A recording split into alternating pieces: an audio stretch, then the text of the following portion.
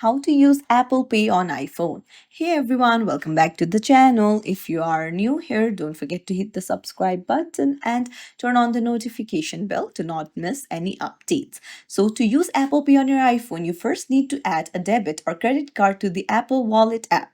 So just open up the Wallet app, and then once you open it, you need to go to the plus button in the top right corner, and then you will need to select either a debit or credit card, and then you need to scan your card with the camera. And once you have done that, you'll need to verify the card, and that's it. You'll be ready to use the Apple Pay. You can authenticate using Face ID, Touch ID, and passcode. And you can use your Apple Pay to buy something in apps or for public transportation if your city support it, or even websites in Safari. So, if you found this tutorial helpful, don't forget to like the video and subscribe to our channel. Thank you.